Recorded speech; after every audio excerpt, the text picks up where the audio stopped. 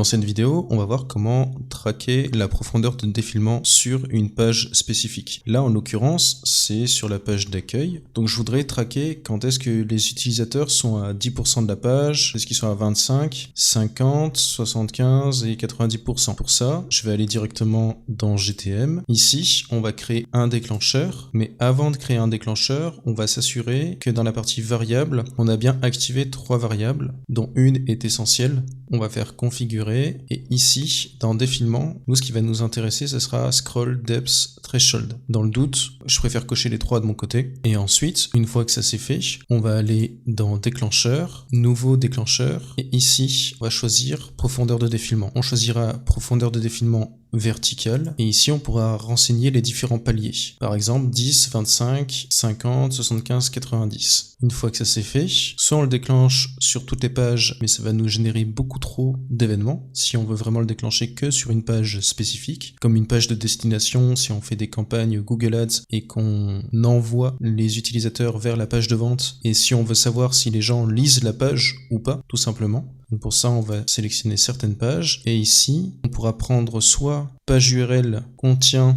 ou est égal à et ici, on aura notre formulaire en question. Ou alors, comme moi, ici, c'est ma page d'accueil, puisque j'ai un site avec très peu de pages, c'est fait exprès. Et du coup, ici, je prends page pass est égal à / Ça, on sait que c'est la page d'accueil, puisqu'il n'y a pas de slug en dessous, donc de chemin en dessous. Et ensuite, ici, on pourra très bien mettre scroll depth-trigger, par exemple. Ça, je l'ai déjà fait de mon côté. Ça ressemble ici à la même chose qu'on a vu précédemment et la balise à déclencher, c'est une balise de type événement sur GA4, donc je vais dans balise, ensuite je vais faire nouvelle, je l'ai déjà créé de mon côté et je vous montre où aller directement, c'est assez simple, c'est toujours les mêmes actions et ici on choisit événement GA4. Ici, j'ai mis comme déclencheur celui que l'on vient de créer précédemment. Ne vous occupez pas de la partie CTA click ici. Faites comme si elle n'existait pas. C'est pour une prochaine vidéo. C'est la vidéo juste après comment traquer des clics. Et ici, on doit renseigner l'ID de mesure, donc avec une variable de type constante que l'on utilisera toujours. Et le nom de l'événement, de mon côté, il y a plusieurs manières d'envoyer les événements sur GA4. Soit on envoie les données via les paramètres d'événement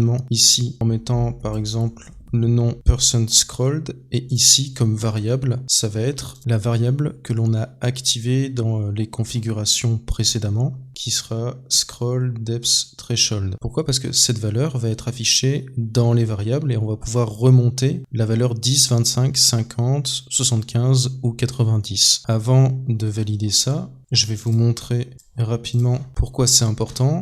On va faire prévisualiser.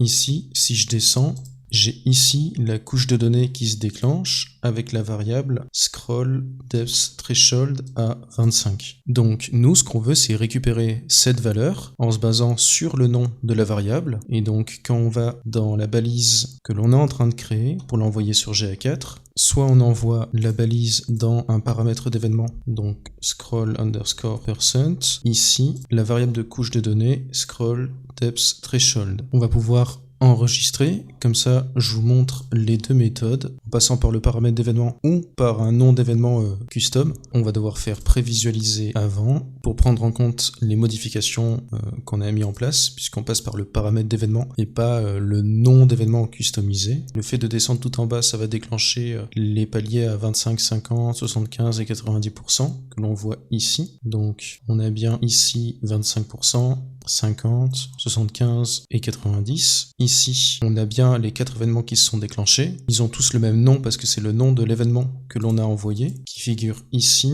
scroll. Et par contre, dans les paramètres d'événement, ici, on aura bien les paramètres qui seront distincts. Et d'ailleurs, on peut le voir dans ici, scroll %25. Pourquoi scroll %? Parce que ici on a scroll % et ici la valeur change. Donc ça c'est des paramètres que l'on peut faire évoluer en dimensions et ce sera des dimensions à faible cardinalité. J'ai fait une vidéo sur le sujet des cardinalités. Pourquoi faible? Parce que on aura 4 valeurs différentes, soit 25, soit 50, soit 75, soit 90. Ça, si on veut que ces paramètres évoluent en tant que dimension personnalisée, on devra aller dans définition personnalisée ensuite et ici, je l'ai déjà mis en place, mais on pourra ici mettre le nom de la dimension que l'on souhaite, description, la portée c'est une portée événement, et ici le paramètre d'événement c'est %_scroll, c'est le même nom d'événement que l'on a renseigné ici. Dans à peu près 24 heures, les paramètres d'événement vont évoluer en tant que dimensions, et ces dimensions on pourra les retrouver ensuite dans les rapports. Ça c'est la première méthode. La deuxième méthode qui est beaucoup plus propre à mon sens, donc on va supprimer ça, et ici on pourra mettre scroll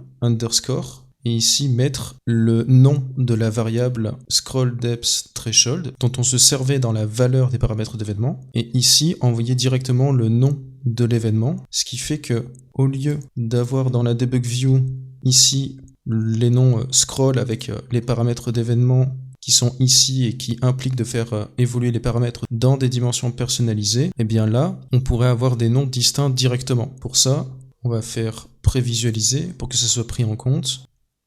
Ici, on va descendre sur toute la page pour déclencher les 4 paliers, donc à 25, 50, 75 et 90. Ils se sont bien déclenchés ici. Et enfin, on va aller dans la partie prévisualisée. Et ici, on a bien scroll à 25, 50, 75 et 90. Donc il y a deux manières d'envoyer les données, soit avec les paramètres d'événement et on doit modifier les paramètres en dimension personnalisée, soit en envoyant des événements et en prenant la variable scrollDepthThreshold pour nommer le nom de l'événement à chaque fois. Je me suis inspiré aussi de cette méthode pour traquer les clics, puisqu'on voit que ici on peut traquer différents boutons qui sont à différents endroits, et c'est ce que je vais vous montrer dans la prochaine vidéo. Si ce contenu vous a été utile, n'hésitez pas à me soutenir en likant la vidéo. Si vous avez des questions, vous pouvez les poser directement sous la vidéo ou en me contactant en message privé sur LinkedIn. Et de mon côté, je mets également toutes les sources dans la description, notamment le Notion. Et chaque vidéo que vous voyez sur la chaîne, il y a un contenu écrit avec des captures d'écran si vous voulez faire un tracking à tête reposée en suivant les étapes.